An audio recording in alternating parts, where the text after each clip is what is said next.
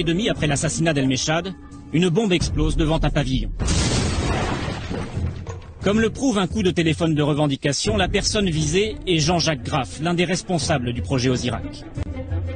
Après cette explosion, une cinquantaine de lettres de menaces est adressée aux ingénieurs français. Parmi les destinataires, Gérard Bontron, le directeur du projet.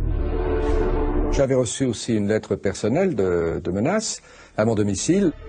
La lettre reçue par les ingénieurs français est explicite. Les lettres sont signées du Comité de sauvegarde de la Révolution, un groupe islamiste inconnu. Là encore, comme après le sabotage de la Seine-sur-Mer, il s'agit de brouiller les pistes en faisant croire, cette fois, à une action islamiste. Mais lorsqu'ils passent aux menaces téléphoniques, les agents du Mossad ont du mal à se faire passer pour des terroristes arabes. À 2 heures du matin, j'ai été réveillé par une personne qui, s'exprimant avec un évident accent arabe, a répété en gros les menaces qui étaient dans les courriers que j'avais reçus. Et je l'ai fait répéter pour essayer d'en tirer plus de renseignements, et l'accent arabe a disparu, puis il m'a dit « Oh, puis vous m'avez bien compris, terminé ». La ligne n'était pas sur écoute, impossible à l'époque de retracer l'appel.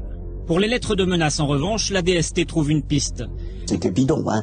Ne nous faisons aucune illusion. L'explosion est due effectivement au service de renseignement, au service secret d'Israël. Ça c'est sûr. Oui, c'est sûr. Nos sources d'information aussi. Et nous avons su qu'effectivement, à partir de là, les lettres étaient rédigées à l'ambassade d'Israël. Vous saviez que le piratage venait de l'ambassade d'Israël, ouais. Où le Mossad est également installé. Oui, ben, automatiquement. Hein. Cet homme du Mossad, la DST le connaît sous le nom de Krif. C'est l'un des agents qui opère depuis l'ambassade d'Israël à Paris. Nous avons identifié physiquement le gars qui l'a fait. Nous savons quel est le gars.